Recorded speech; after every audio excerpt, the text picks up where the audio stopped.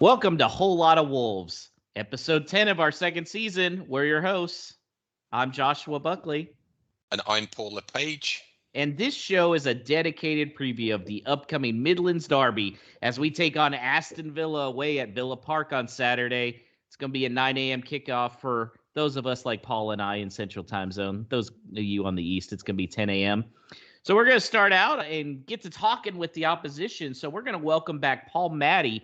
He's a part of the Space City Lions supporters group here in Houston. How's it going, Maddie? Hey, it's going well. Glad to hear an American say Derby properly. There's been some regular coaching as far as pronunciation goes, that's for sure. Yeah. Well, no, the funny thing is I got called out last year because I was saying Aston instead of Villa when I was just saying it by one. So I was informed it is Villa, not at just Aston. So just to be safe, I would say Aston Villa. My boss said Aston. My new boss, we just switched bosses, and it's just that is grating. That's like chalk on a board. That's worse than Derby. Well, Paul brought up it's because like for Americans, for instance, San Francisco 49ers, we can get away with just saying like San Francisco, and so naturally Americans like me would just say Aston and think it's okay. So it's cool. That's one of the good things about this podcast, educating the U.S. listeners on some of the little intricacies that you guys have over the pond. Did you know the history between Aston Villa and Birmingham City? There was when they founded the two teams, both teams came up with a gentleman's agreement that they weren't going to use the city name Birmingham in the title for their respective names. So we became Aston Villa, and Birmingham City were Small Heath, and they went back on their gentleman's agreement. That's all you need to know about Birmingham City fans. Hence, Villa fans, when we've been a little derogatory, we'll call them Small Heath. Now, I know this wasn't on the list that we sent you, but do you know anything of the history behind the nickname the Villains? Because to me, that's like probably one of the coolest nicknames in sports. I think it. I don't think it's very imaginative. I think it's a Villa with an S on the end. I haven't heard anything other than that. There's it's interesting. The guys who own Villa have apparently already copyrighted the Las Vegas Villains. They're hoping to get that MLS franchise, but they've spelt it they've put for the Las Vegas, they put the I in it. So. Interesting. Very interesting.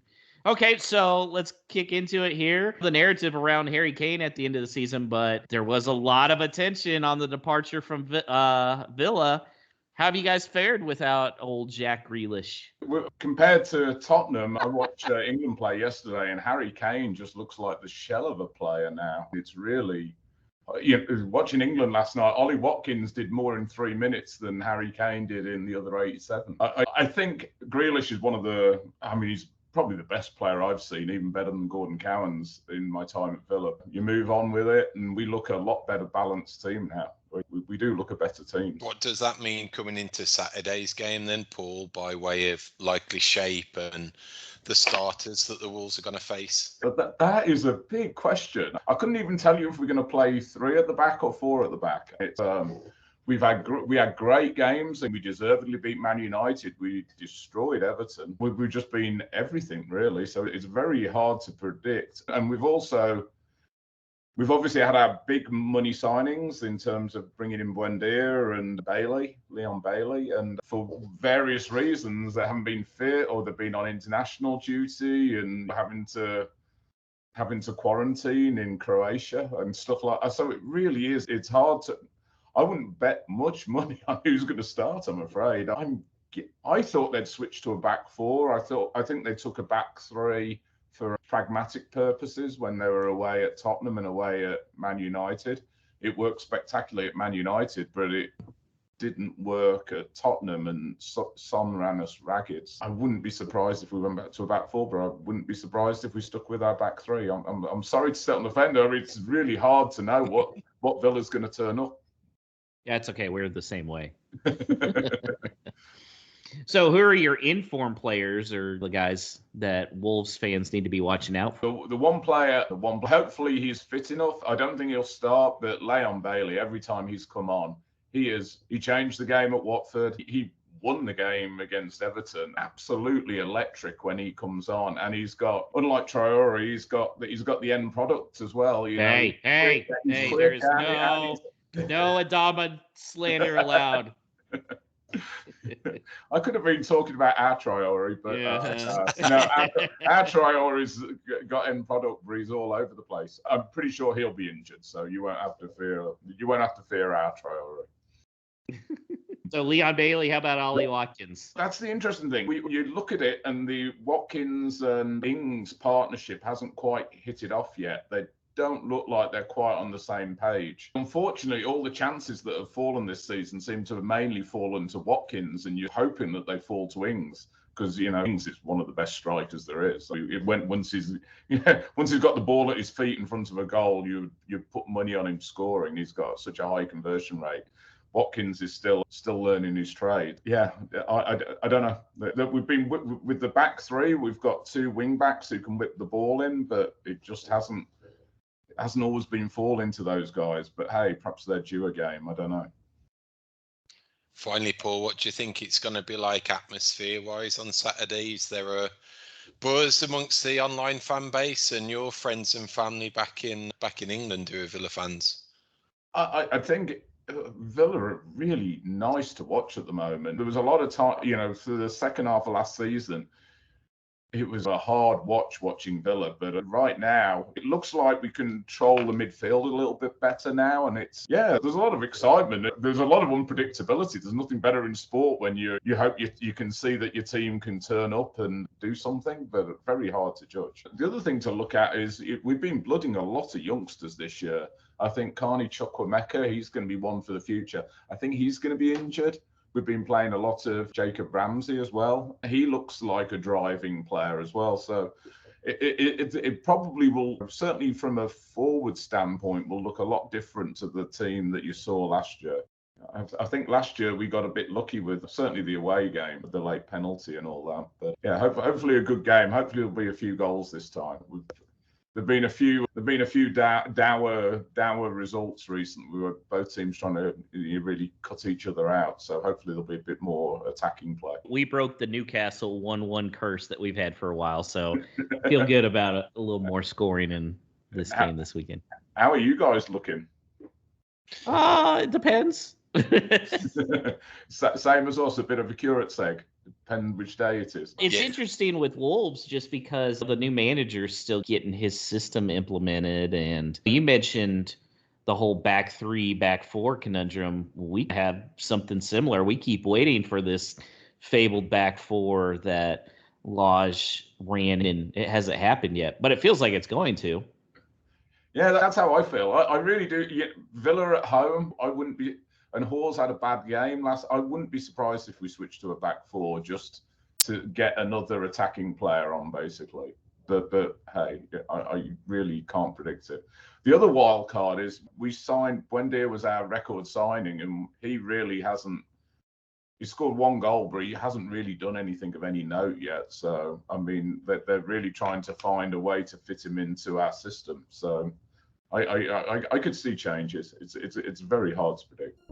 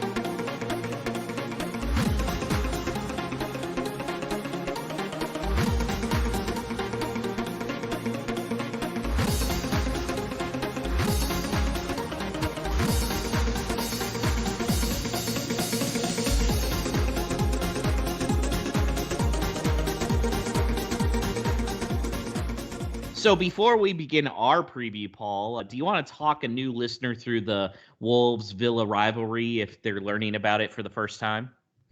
Yeah, sure, Josh. So it's still a local derby because the Midlands, where Wolves are based, obviously a hotbed of football. You got Villa, Birmingham, West Brom, Warsaw, even all in a very short space in distance. So all those professional teams kicking around. I think it's 10 or 12 miles between Molineux and Villa Park. So completely alien to some of the local derbies that you expect in America. But given that we've got West Brom closer, that's always been the big one for the Wolves. And obviously Villa have had their rival with Birmingham, like Paul talked about. But when I was growing up, it was always Villa who were the really only the top flight team. This is late 80s into the 90s. That time, the Wolves, Albion, Blues, they were always kicking about in the second or third tier and bouncing up and down between them. So we'd play Albion and Blues a fair amount.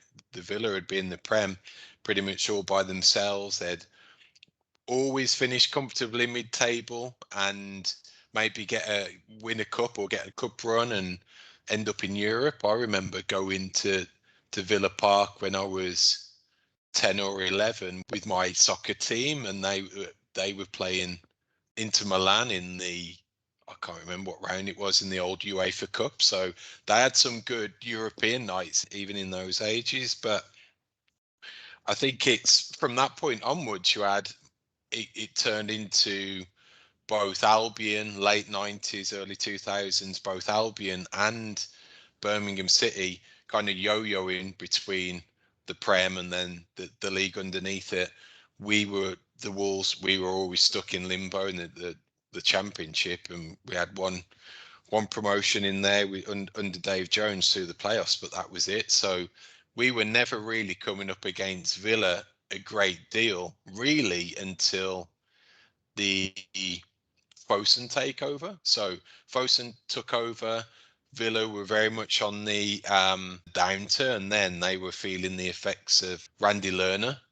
So his ownership and what really he ran him into the ground effectively. So it was the Villa coming down that actually stoked the fires a little more between our rivalry, because we were on the up and it was having the bragging rights over the Villa who were on the downward path. So it was really us going back up, and then Villa languished in the Championship for a couple of seasons afterwards, and then now they've come back up, and obviously different ownership. They've had money to spend. It's been very much like comparing the two clubs. Who's the bigger historically? Who's the bigger now? So that's what's really stoked the flames with this one. And same goes in our example. The Wolves haven't had a regular derby games with the Albion during that time a lot, because the Albion were in the Prem, we were underneath, and it was only last year that we played them for the first time in how many years. So that's where the dynamic comes to it in terms of local rivalry. And I suppose where I grew up midway between more Wolverhampton side, but still in touch and distance to where West Brom are based. So my school growing up, that was 50-50 Wolves and West Brom. And you never really had many Villa fans because obviously the regional ties were more to where they're based. It's only when you grow up and maybe you travelled into Birmingham to work or you went to university there, you'd get the rivalry amongst the workplaces and your colleagues. So that's where you get some of the regional elements factor into it. And you could get support within an office building of Wolves fans, Albion, Villa, Blues, all intermingling that way. It's quite a neat, interesting dynamic when it comes to Midlands football, that's for sure. So would you consider, if all of the English teams were to play each other, they were all in the same division, would you consider Villa one of Wolves' top 3 rivals? Yeah, I still would, but based on the local element and the times that we've played them, again, certainly more recently, it's definitely had some spice to it because we've been more that level of opponent. So yeah, I think out of every team, I think you'd still have that rivalry with the Wolves, that it comes down to localism first. The only other one would be Bolton Wanderers, who are Northwest England that there's some nightmares from clashes against Bolton, losing in the playoffs. You can look up the infamous John McGinley punch on David Kelly when he should have got sent off, and they ended up going up. So Bolton holds a lot of negativity and a lot of spite towards many Wolves fans based on that. I'd say that would be the genuine next one underneath a local element when it comes to a hated rival, that's for sure. Who do you think views this as a bigger rivalry, Wolves fans or Villa fans? We probably do, I think. Just because of the fact that they've been in the Premier League long or more often? They've always had that kind of not holier than thou attitude, but having that status, an established Premiership team, and really they'd never shown any signs of relegation up until the previous seasons past. So they're always mid-table. They may have a cup run, they may win a cup, and they always had that kind of edge over everyone else, and bigger ground could attract better players and things like that. So it's only been these recent years when it's adjusted somewhat, and I think that's where more rivalries come from recently, because it's been a genuine competition about who's a better team, which is the best club locally, have those local bragging rights. Okay. Well, let's talk about Saturday's game here. Looks like we're going to have no Trincao. He's got COVID-19. So it's going to be interesting to see the lineup. And the reason I say that is because with the international window going on, guys are playing 3 games in the international window instead of 2. So you really have to consider fatigue. I think that's especially important when you look at Raul, because he's in Mexico, and he was already one that after international breaks, he usually does not have a good first game, and that was just with 2. So you got him coming back from Mexico. Moutinho and Neves have both been getting in for Portugal. Huang some or I don't know, has he been starting for South Korea? I definitely saw one that he got an assist in, but I'm not sure what their schedule was, whether it was just a one game or a few, 2 or 3 over an extended period. I don't think so, but it's always miles for him as well. So I think there's going to be some interesting choices made. I would like to see Bruno not do what Nuno used to do and just throw everybody out there. There was no international break. I'd like to see Jimenez get a break. I'd like to see Moutinho get a break. And I think that's doable with the roster right now. What are you thinking? Yeah, we've got some flexibility for sure, which is good. And I'm to that point that it will be interesting to see what his take is when it comes to balancing the squad and the miles that those players have been on during international break. To somewhat of an extent, it'd be refreshing and I think everyone would be understandable, especially with Raul, if he's still not playing till tomorrow morning, I don't think, in UK time. Yeah, it's late tonight here for the US. So you're looking at best case scenario, he's getting on a plane to England tomorrow afternoon in US time, or in this side of the world. So you're talking Thursday night UK time he's getting on. He's probably then getting in Friday afternoon, right? Friday morning. Yeah, effectively. And yeah, that's a lot of jet lag to get over in a day or less. Yeah. So I'd be fine with him off the bench if Wang's capable. Mm-hmm. I think it's a tricky one with this formation now and the players, but I'd be fine with actually if it's Wang as the 9, like he showed against Tottenham at home in the cup. But again, we got air miles to watch for him, and the only other one would be Fabio as a genuine attacker, and he's had minutes this past week as well. He's done pretty well for the Portuguese under 21s, but it is going to be an interesting dynamic to see what happens, and that's what was interesting me, and I was contemplating the shape that we're going to play.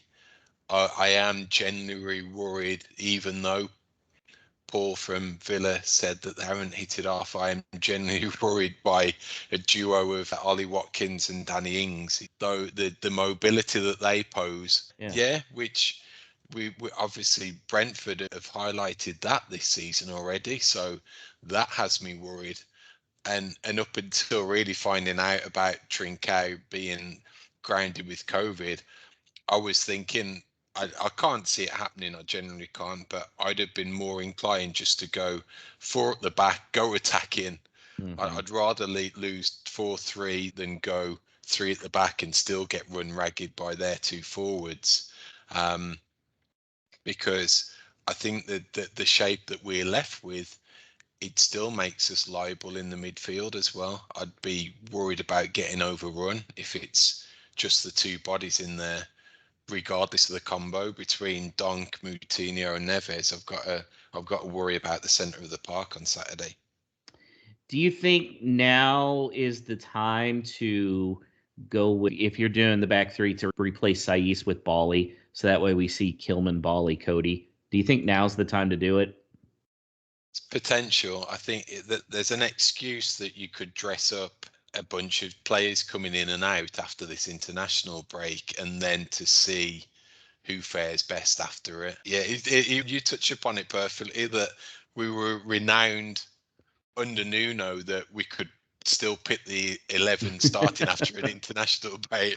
If someone had been around the world twice, they'd still get a start. So yeah, and that just always blew my mind, especially when the stats were right there. Like, Jimenez has a hard time. Rightfully, the dude's it's a long flight. So it's going to be interesting coming out before kickoff on Saturday to see that team sheet, definitely.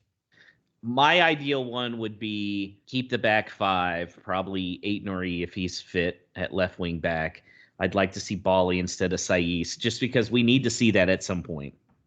And I think this would be good because of the Brentford results to see if Bali can make a difference.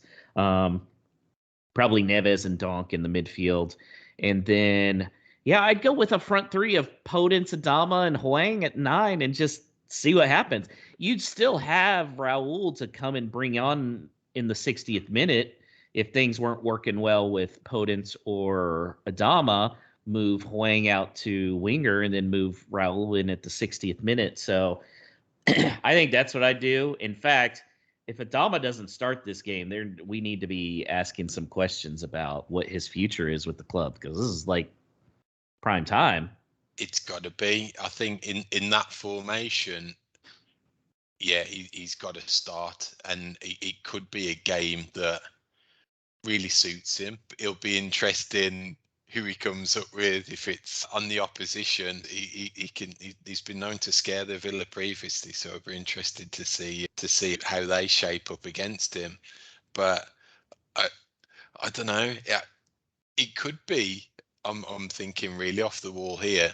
It could be something like he still goes 5 at the back, but it's 2 up front and 3 in the midfield. And I Adama thought that as starts well. Right wing back, Yeah, I thought that as well, with maybe Adama and Hwang up front. Yeah, possibly. I still, before we got Hwang, when the talk was that 4-4-2, I still thought Raul and Adama might work in a 2 up front just because they're such different players. And we've seen success with it against Man City a couple of years ago. So I think in Lodge's system, Adama could still play inside. Again, that fabled 4 with Benfica. Is there a role for Adama as that link player between the midfield and the out-and-out forward? But still, I think that's probably way too attacking for Saturday, because that means playing 2 genuine wide midfield in the 4 in midfield, and with Trincao out, I don't think we've got the flexibility to really do that. So I'd probably veer on the side of caution, be more compact, and maybe see a 2 up top, and Traore being one of those. And could dovetail and pull them around a little bit, but it still needs a really midfielder to bomb on and get on the end of stuff. Whether that's Donk and he starts hitting the target, who knows? Yeah. You mentioned Fabio briefly, and I wanted to bring this up. It seems like Lodge is not the biggest Fabio fan. From what I've read, he keeps talking about, I think his future's at striker, but he really needs to improve. I don't know if this is just him trying to motivate Fabio or if Fabio's in danger of getting loaned out for a short-term loan in January. It's an interesting dynamic for sure. It's a huge gamble, probably on the kid's career, that at £35 million or whatever it was, to have a loan relatively early into that tenure could be boom or bust. I think it would certainly do him some value to be playing week in, week out. I would probably think that if it was to happen, they would look to place him in a top flight team of a European league, just so the spotlight was off him a little more. But I just think that they've got too much riding on him and that investment, I think, to really chance a loan. I think they're going to play the narrative that, oh, when we sign these players, if they've got the potential, we want them in and around the match day squad in order for them to learn and develop under our tutelage, rather than send him away at 20 and he might not continue the trajectory that they expect him to be on. So would it help? Yeah. Can I see it? Not really.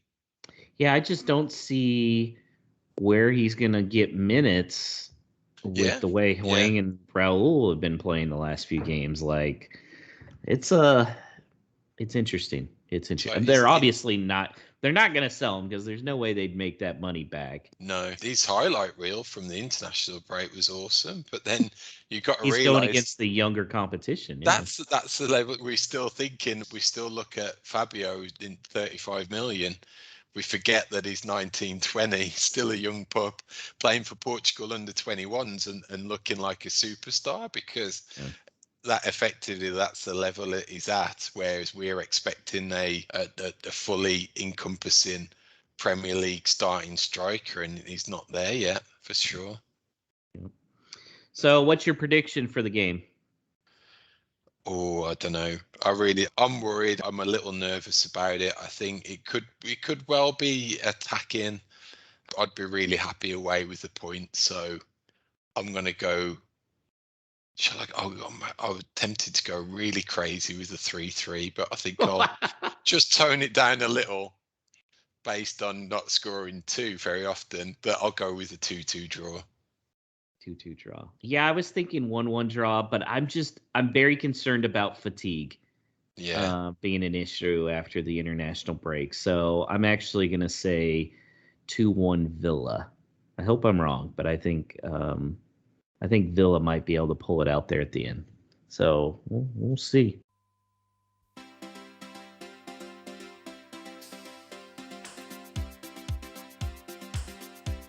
I try to discover a little something to make me sweeter. Oh, baby, refrain from breaking my heart. I'm so in love with you. I'll be forever blue. That you give me no reason why you make me work so hard. That you give me no, that you give me no, that you give me no, that you give me no soul. I hear you calling, oh baby, please give a little respect to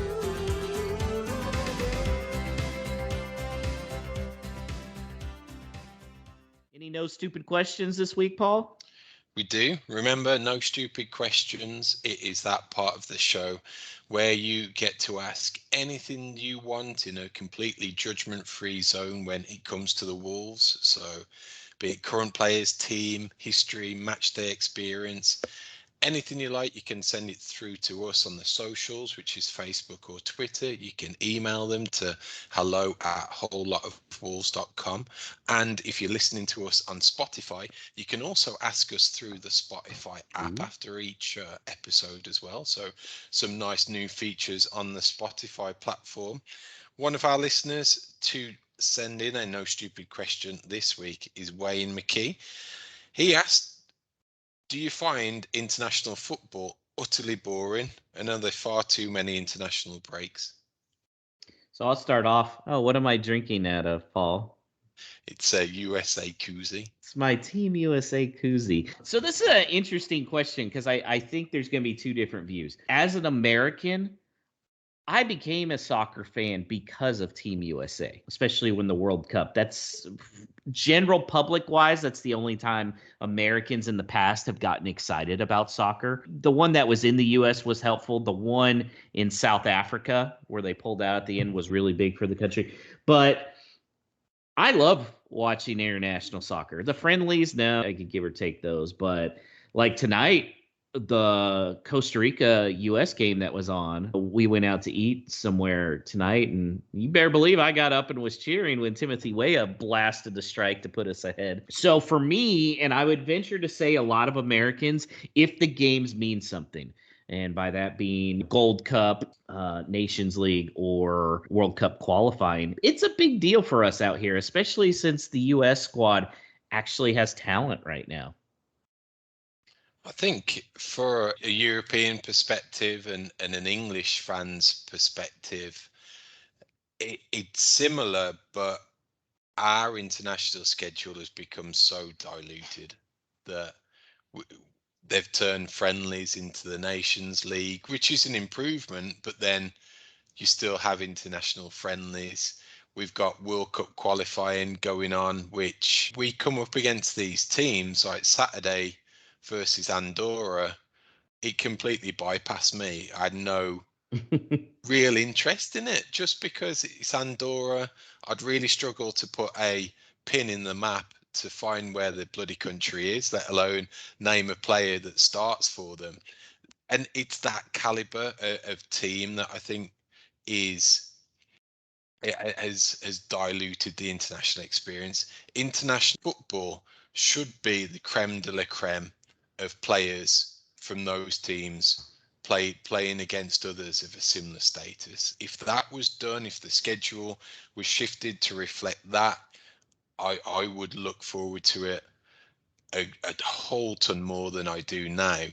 I'm sure there's scope that you've still got some capability for a World Cup or for a European Championship to be structured in a different way, that those smaller nations still have a path to get to a finals, but it shouldn't be coming up against teams that are in the top 10 or 20 of the FIFA rankings, or have I don't know, like a development league of teams that are under a certain ranking, that they get 2 places from Europe, 2 places from North America, whatever, that so there's still an avenue to get to a World Cup that they may never have if it was still the traditional European qualification arrangement.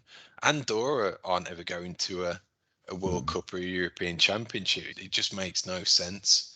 So I think that's what's diluted it for me, certainly, and a lot of England fans. But then, yeah, roll around a major tournament, and there's a ton of buzz around it for sure. So I think part of it is qualifying for UEFA's spots for the World Cup. The way it's set up, you can pretty much, as soon as the groups are drawn, pick out the teams that are going to go through.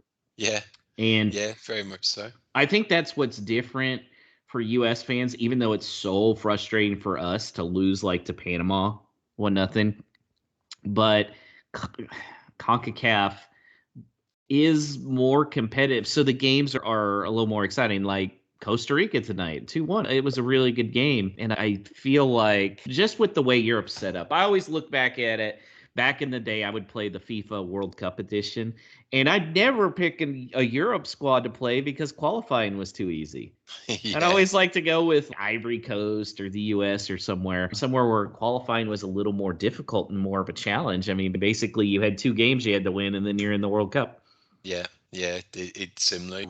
As England, I don't think we've ever had a genuine threat of not qualifying for a good 10, 15 years now. And it's the same each time. It's got to be a genuine surprise that you get a European heavyweight bottom out like an Italy or a Spain.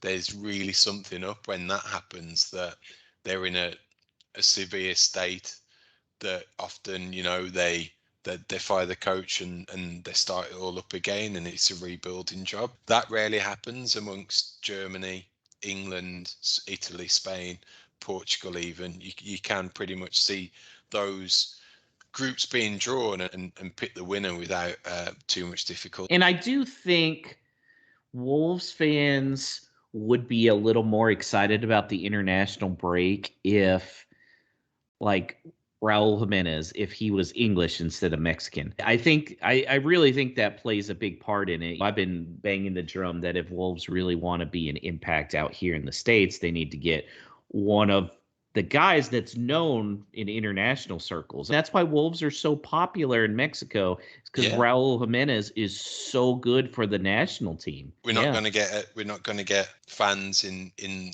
England's time zone getting up at 3 o'clock in the morning or whatever it is to watch. Whereas watch a Mexico Jamaica game, they don't care. South Korea for Wang, same goes. Yet when it's the Portuguese players and it's on the same time zone, it's a good opponent, then it's something that you tune in for and watch and get some enjoyment out of it. So that certainly puts a different spin on it for sure.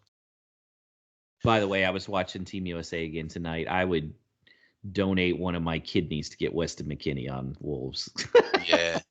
Even though he's a knucklehead sometimes with his off-the-field decision-making. My goodness. Yeah, it seems the profile of a midfielder that we're crying out for, and it seems like there's no smoke without fire, that he could be available at some point. And yeah, I just want one of those nasty guys in the middle.